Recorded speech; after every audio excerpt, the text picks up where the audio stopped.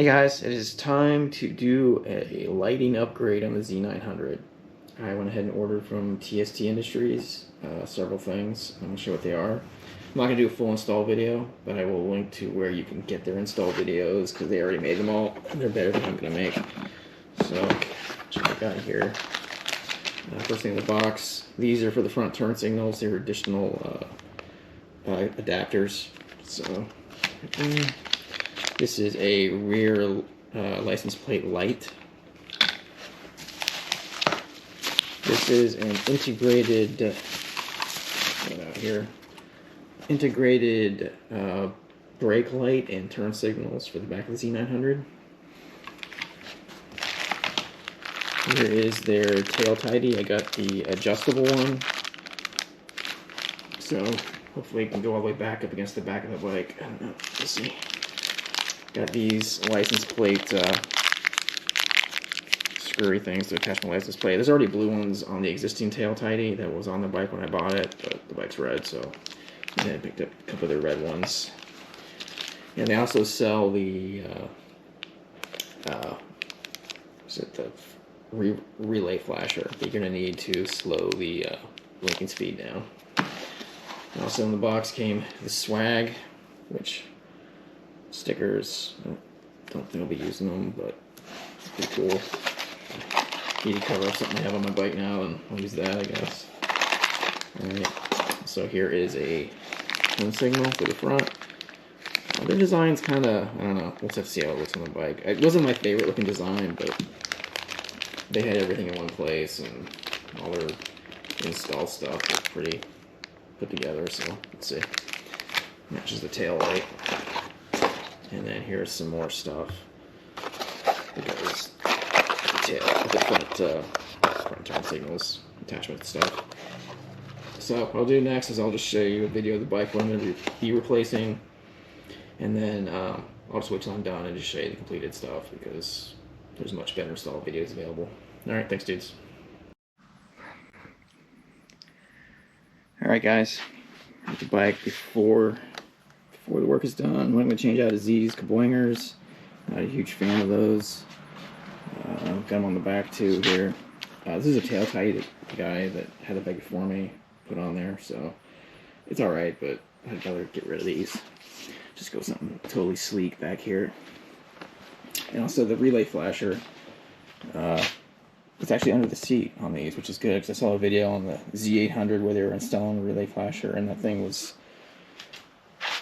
all up under the side, like the guy was taking all kinds of plastic off. I'm like, oh, no way. But also went ahead and that's a flaw there, but I went ahead and made plates on the side here. I told you I had strips on there before on the last video, so I went ahead and just made a grip plate on each side, and it's pretty good. It's got a lot more surface area on it, and I can feel my legs a little bit better gripping to it on here, but it's not, obviously it's not super grippy. It's not anything I'm going to rip off if I do a turn, and it's because it's literally on the wrap, so it's just a little extra, like a little extra feel there. So got all my stuff laid out here, all my electrical stuff. Just, I don't know what I'm going to need yet. Tools, the Royal Enfield Cafe Racer. I just rode that out today, rode for a little while. I don't know how many more rides are left, but it was fun. Alright, next time I turn this camera on, I'll either show you something interesting, or I will be showing you the end result.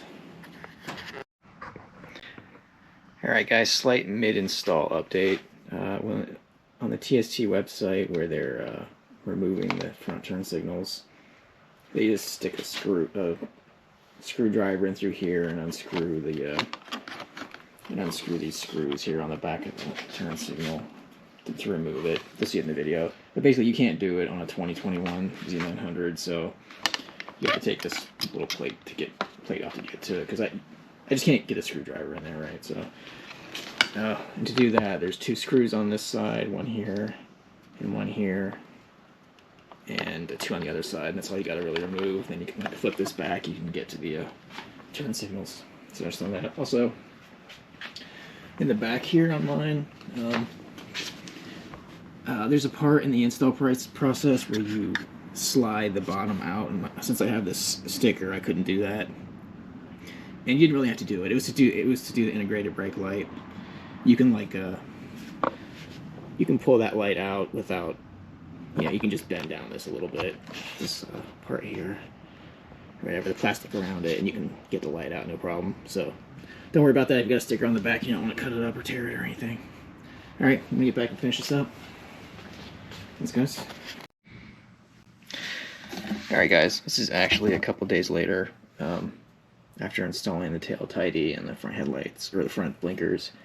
I'm going to show you that in a second, but right when I got done, I found out I was getting this Leo Vince slip-on delivered, so I'm going to go ahead and just combine these two possible videos together into one. So I'll just show you the unboxing. Here's the LV10 Carbon. So, cool. So like the first open box here, split it, everything else in here. Shows it's perfect or something. Oh, sweet, got some nice swag here. Some stickers.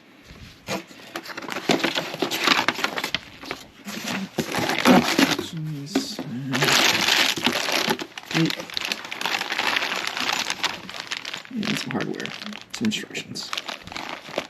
So I'm gonna go ahead and put this on. I'll just show you everything together. Wasn't really planning to do like a slip-on or any kind of exhaust change on the bike. I was actually planning just to keep it all totally stock, but the existing exhaust, since I had to take the cover off of it, the pan belly pan, it just kind of got like unfilled bolt holes on it and stuff. It doesn't look so great. Plus, it doesn't look so great anyway. This one here has a small form factor, which was like one of the main things I was looking for. Reviewed pretty well. It wasn't super expensive.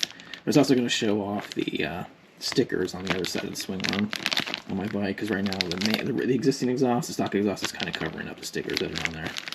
So maximum coolness must be achieved.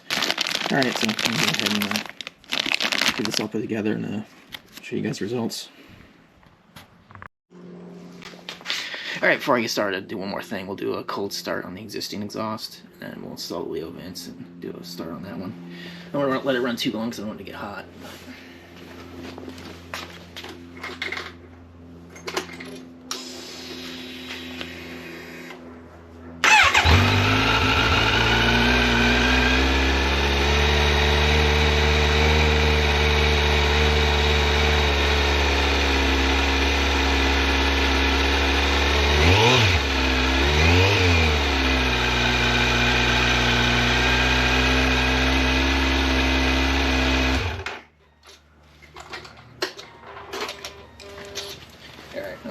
On it. It's not warmed up, rev it up and stuff, but I'll go ahead and put the Leo Vince on here and then we'll do something similar. Alright guys, that Leo Vince Level 10 Carbon went on super easy. I already had the part of the exhaust already taken off, so no problem. I didn't even have to take the belly pan off, it just fit right on there, plenty of space.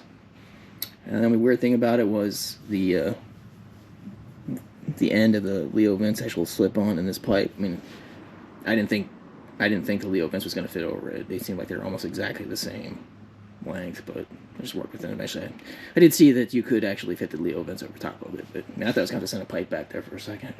Okay, so I'm going to start this up for the first time. I haven't heard it yet either, so let's see what it sounds like.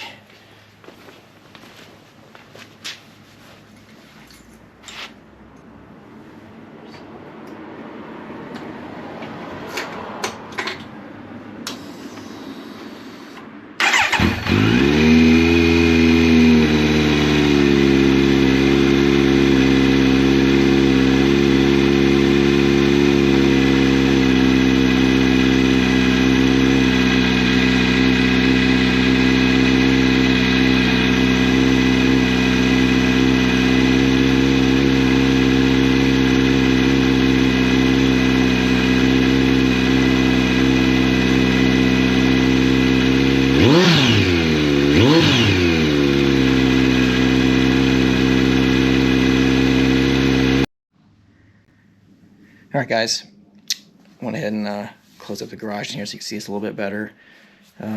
This is the TST Industries tail tidy. That's all it is. The comboiners are gone now. It's totally cool. They got their license plate light, and this is their integrated turn signals and brake light.